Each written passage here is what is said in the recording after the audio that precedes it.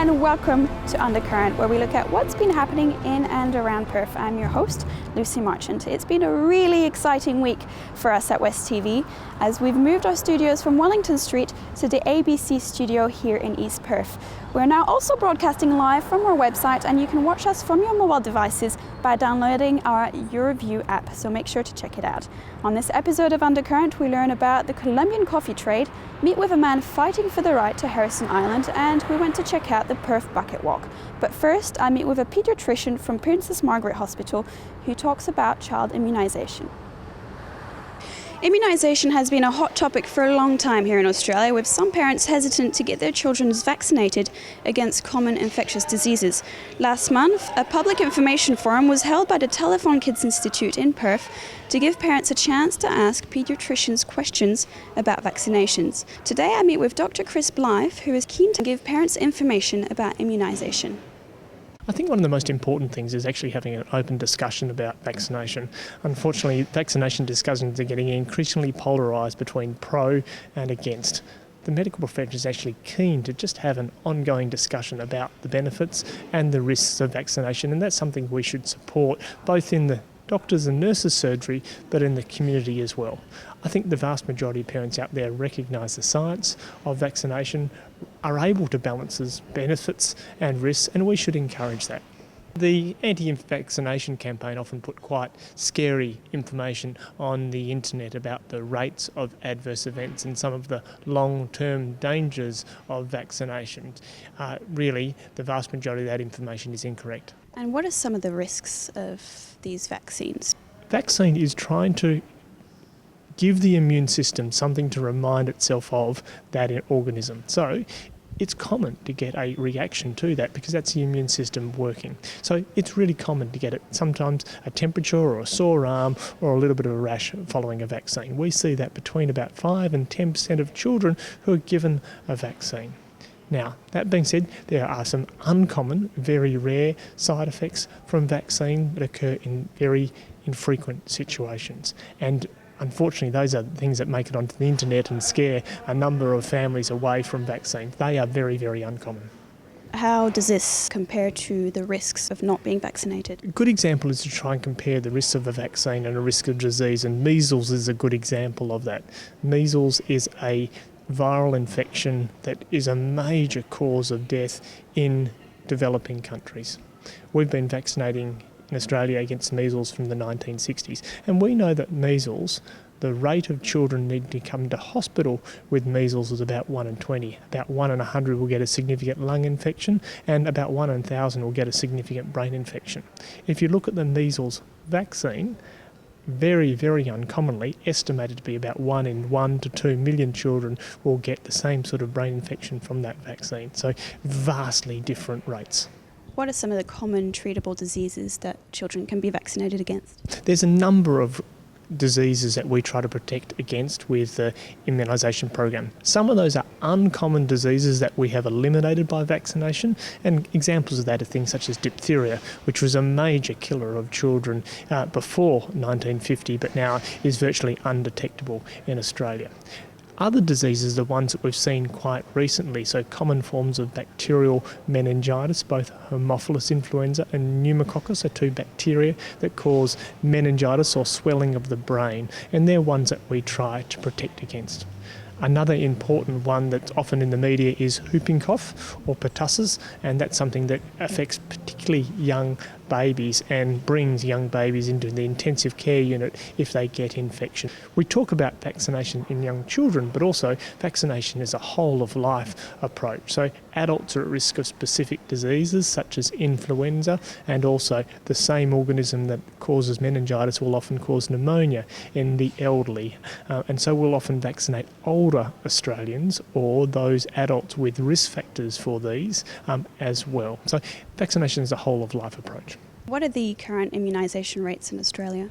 So in Western Australia, more than 90% of our children, particularly the young children, are vaccinated. Now, as children get older, and more importantly an adult, the rate drops. So for some of the important adult vaccination rates in Australia are less than 50%. That being said, for children at risk, most get vaccinated. How does WA compare to the rest of the country?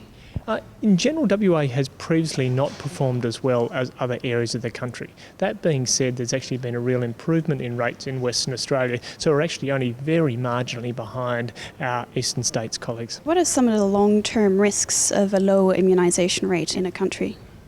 Well, when you think about risks of immunisation, the most important risk to talk about is to the child who has or has not been vaccinated. So a child who has not been vaccinated is at risk of that disease we're vaccinating against, and that's the most important thing to stress. However, we do know that if we have a high vaccination rate, it's very hard for an infection to get into the community and spread from person to person. So we often talk about the direct effects, the effect on the child, but also the indirect effect, the way of protecting the community. There are people in the community who can't be vaccinated for a number of reasons, a medical reason or something such as that. So having a number of vaccinated children around them is the best protection that they can have. Where can parents find out more information about this? The most important thing is for people to talk to their immunisation provider, so their general practitioner or their immunisation nurse in the community. There are a number of resources around there, both produced by health departments and the National Immunisation Program, such as on the Australian Immunise website. So they are probably the most reliable sources. Lucy Marchant reporting for Undercurrent. Colombian coffee is sought after around the world. It is known for its mild and well-balanced flavours. In its history, coffee has often been treated as a mass-imported commodity. But today, a Colombian coffee company is making it possible for growers in Colombia to distribute their beans directly to roasters in Australia. Angela found out more. My name is Mauricio Velázquez Jiménez. Coffee is the second product in my country. Our farmers are really in trouble year by year by the international trade. I have to take the chance to try to do something different, and Asper Union was the best place to apply the knowledge. Asper Union started in 2001 in a little village called Juan Solarte Obando. So a group of farmers decide to go together to fight against illegal crops such as cocaine, marijuana. By being together, we were able to put together the coffee and make an offer to the market. So since then, we start getting grants from the government as well as the European Union and Ford Foundation when we got to build our complex. So Asper Union is belong to the farmers. It's the first, and I believe is the only association that is able to do the whole process from growing to exporting and distributing direct to the end consumer. Meet Angie. Angie likes fresh and ground hot coffee in the morning, iced coffee after sport, and loves to try new recipes every time she can with her new coffee machine. Angie is in love with coffee. Angie is aware that the coffee industry is not as fair as it seems to be. She would love to buy her coffee from the original source, so she gets a better product and her money goes directly to the producers, but she doesn't know how. Now, meet Mauricio. Mauricio works with Asper Union, a group of 270 Colombian families from La Union Nariño, and they produce La Jacoba coffee.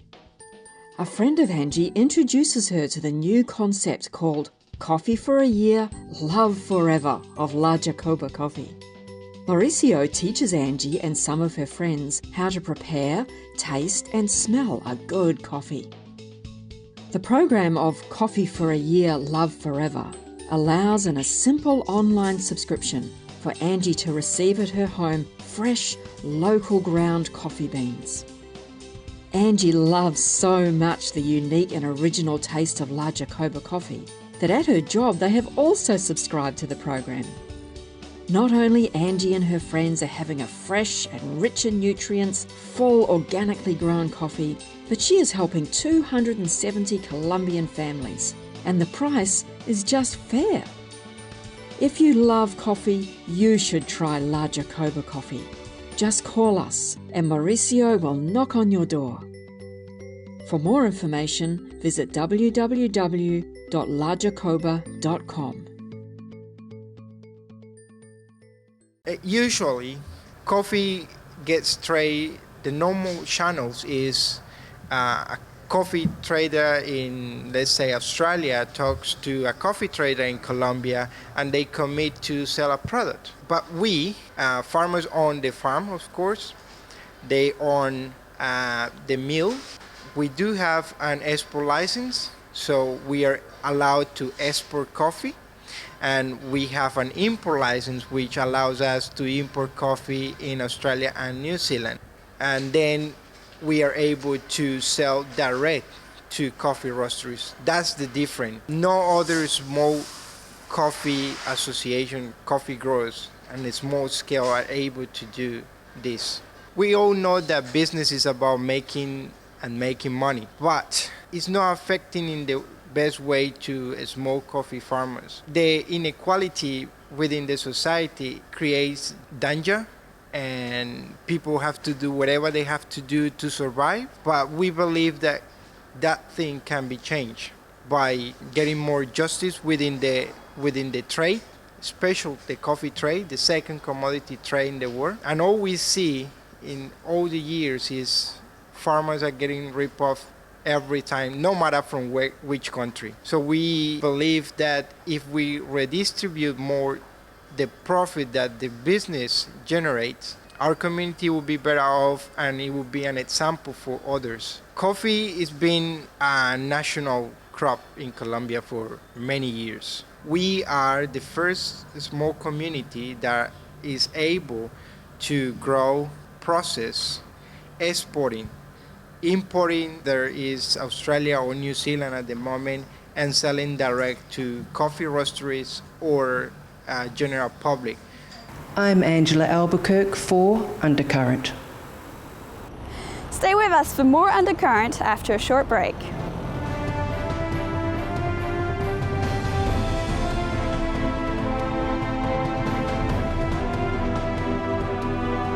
Welcome back to Undercurrent. Last week, a group of volunteers gathered in the city with buckets of water to raise awareness and call for an increase on Australian aid. Michael went along to check it out. Today, 30 participants will be filling up buckets of water from here in Forest Chase and carrying them all the way to Exchange Plaza, calling for the federal government to increase its foreign aid. Today we're marching to make a point. We're marching to increase aid, and we're also marching in solidarity with those people, mainly women and girls, millions and millions of them, who have to spend most of their days carrying water. This stops them from attending school, from finding paid work, and participating in community life. The water that they collect is also not necessarily clean, and 1,400 children die each year because of unclean water. Why should the federal economy as well as Australian citizens contribute towards increasing aid? Yeah, well, the message we're really trying to spread is that giving an increased foreign aid is actually a win-win situation. Not only does it benefit those in developing countries which we are contributing with funding these projects, but with having these projects funded and running, it actually creates a more stable country, which creates a more stable region of which we can benefit from as well. On top of that, with countries that are further developed, we can also increase trade with these countries. So it really is a benefit for both parties involved. And that's the message that we're really trying to push across for those that think it's not just about generosity. It's really not. It's a two-way sort of partnership which we're really trying to encourage further. What brings you here today? So we're here today as part of Oak Tree's WA Seat Stakeout. We're doing a lot of campaigning around the importance of Australian aid at the upcoming election. We think that extreme poverty is something that is extremely important, not only to other countries but to Australia as well, and we think that as Australians we have a responsibility to do something about it, and the upcoming election is a really incredible chance for us to make a really impactful change in the lives of many people overseas. So as part of the Seat Stakeout and the bucket walk that we're here for today, we're campaigning around the importance of Australian aid, trying to raise awareness about the issue and hopefully change some perceptions before the upcoming election. What does Oak Tree do in terms of like campaigning and some of your activities that you do for increasing foreign aid? So just in general, or? So Oak Tree runs a lot of different campaigns throughout the year. We try and campaign in our local communities. So all around Australia, we do lots of grassroots campaigning to let people know about the issue and hopefully gain their support. We also have partners who are organisations working overseas in their own communities, and we raise money for them through campaigns such as Live Below the Line, which is a campaign that we run every year. And with the money that we raise through those campaigns, it goes towards our partners who are working in their own communities and helping implement educational projects to the people that need it most. How did you feel about seeing so many people out here today campaigning for foreign aid? Oh, it was fantastic to see so many people caring about where foreign aid is going, and also raising awareness that it has been cut, which has been very tragic in recent years with the Abbott Turnbull government. They have really cut our foreign aid budget down, and it's really affected a lot of people. Has foreign aid been a priority in the campaign for the Greens Party in this election? It has. Foreign aid has been because it's about diplomacy, it's about everything. It says a lot about Australia. As I said before, that it's at historically low levels at the moment, and as the Greens we're advocating to bring it up to where it should be, where a lot of other countries have it, whereas 0.7, 70 cents in every $100 in gross national income, and we're looking to have $8 billion into it by 2020, which would be fantastic. And we've always campaigned to make sure that we have a strong foreign aid stance and allocation within the budget. Mandela said many years ago that we can be the generation to end poverty, to make poverty history. And today we're showing that we are going to be part of that generation.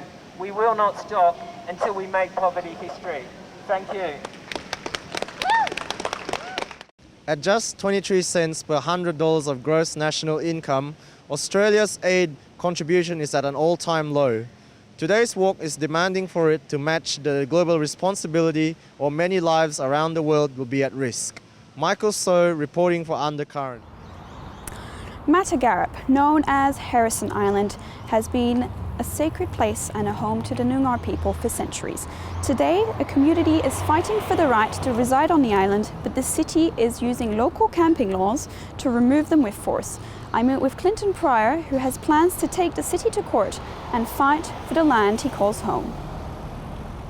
Good evening. Members of Perth's Noongar community have established a UN-approved refugee camp on Heirisson Island. Dozens of police descended in a bid to break up the tent embassy. Protesters were caught up in violent clashes with riot squad officers, leading to at least 3 arrests. Dozens of officers on horseback, in cars and on foot took down tents and removed camping gear after the group repeatedly refused to leave. It's no news that Heirisson camps are constantly being raided and dismantled. You're going to court for the right to Heirisson Island on Tuesday. Can you tell us a little bit about that? One of our elders, Bella Brofo, she's the elder of our family, is going to court to go for a hearing to introduce a case or plead a case in a way to try fight for an injunction to stop the raids from the City of Perth and from the West Australian Police that keeps raiding us on the island every time we set camp up for protesting on the island there, and also to make a stand for the homeless people and for forced closure of the communities. What is so special about Heirisson Island to your community? Heirisson Island is the western named for it, but Matagarup is a woman's birthing ground where 40,000 years women has been having children on that island. So it's a very sacred site to us, to our cultural people, to us First Nation people in the Southwest. Government is using bylaws to raid the island, but this is illegal because native title hasn't been agreed on yet. At the moment, native title still exists, and it's been knocked back to August, and we had the right to camp on the island, and the island is protected by the Aboriginal Heritage Act and also by the native title because it still exists. But at the moment, the City of Perth is saying that we need to use camping permits to camp on the island, where we have rights to camp on the island because we're going by a federal law and they're losing local laws. The City of Perth has broken a lot of laws, and they know that. In the local laws, the City of Perth has to give property back to us in 7 days. It took us 10 months to get our property back, and when we went to go check our property, most of the stuff had mold on it. It was disgusting. We were applying for compensation, so some of us is going to court now. I'm going to court as well because I'm claiming for compensation for property that's been stolen off me. They know they are breaking federal laws, but they just running amok at the moment and just getting away with it, with everything, but they don't know sooner or later, if you break the law, justice will be served. These raids are displacing a lot of people. What has happened to these people? Where are they living at the moment? Now most of these people are now living around in these cities. We got women and children, and we had women and children on the island. We had old people camping on the island with us. Ever since the raids has happened, it's moved them around. The Barnett government announced last year that it was cutting funding to remote communities. They've just changed their decision. Why is that? The state election's coming up in 6 months. The government wants to cover up its tracks and try and make themselves look good, where in a way they get elected again. I'm hoping that if Labor gets in, they can refund communities. If Liberals get in, they're going to close these communities down. But they only want to fund these communities again. It's because it's got to do with the election, because it's to make the government look good, Liberals to look good, and trying to make the public to forget about these closing of communities. There's got to be a new game plan. I know taxpayers do not want to pay for people's lifestyles, you know, but there must be a new project or a new idea so that there's a way that taxpayers do not need to fund services to these communities, but communities can be self-governed and taking care of itself, and communities can make money for themselves, and Indigenous elders can take full control of communities. So you've got ideas about how communities can be sustainable? In my opinion, it may cost the economy a couple $1 billion to build new communities, but if you build these communities, rebuild communities, start from scratch, get rid of all the poverty-ness that's in these communities, clean up all the trash that's happening, like empty cars and all this other stuff is out there, by building new houses, but new houses made out of wood, solar power, where communities can regenerate power and take care of itself, and also makes money for the people in these communities. Veggie garden, where it's traditional veggies from here to grow as a veggie garden, and also a windmill for water. If the government can give full government control to the elders, people can go hunting and live the old way, and without interference of the government coming into Indigenous lives out in these communities. You know. Each week for the last 5 years, a number of passionate poets have gathered every Saturday to present and share their love of poetry. Angela went to check out one of their sessions. Poetry is something that the masters have been sharing for years. Every Saturday between 2 and 4 at the Moon Cafe, people of Perth come and they share their original poems with each other. WTV went along and we listened to one of those afternoons. Right, okay, the Perth Poetry Club started in about 7 or so years ago. Your charms enticed me. You're beautiful. I couldn't help myself. I fell for the charms. My angel, my life, I give to thee. The rest of my life, you're the reason I'm alive and well. Persons who give me, grant eternal life. I thank thee. We've been having a weekly poetry gig between 2 and 4 o'clock in the afternoon of a Saturday, and it's been at the Moon Cafe for about 5 years now. And each week we try and have, say, 2 featured poets, so they do about 10 minutes, say. We're getting ready to go out, nursing bright pink drinks in our fingers, dipping our toes into her pool. I keep my eyes trained on the ripples as I tell her that I'm sorry. What else can you say? I'm sorry that you had to live through one of my worst nightmares. I'm sorry that you didn't feel like you could tell me about it sooner.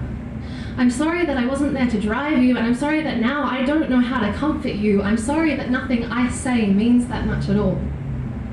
We sat and we sipped, and then I asked, how did it happen? Each week we have basically 2 features, up to as many 20 open mic poems, and we have in the audience we have anything from 30 to 50 people. I spent 20 minutes staring at a mirror before I came here, But when I tell you that your staring is making me self-conscious, you take my face into your hands and stare straight into my eyes as you press your lips on mine. You played me crooked teeth, and I wanted to tell you that I think your mouth is beautiful. I'm trying not to overthink though. It's just a first date after all. And also the good thing about it is that then we've got linkages in with the other poetry events that are happening in Perth and in Fremantle. It's a fortnightly event called Spoken Word Perth at the Blinko Street Cafe in Fremantle, the Voice Box.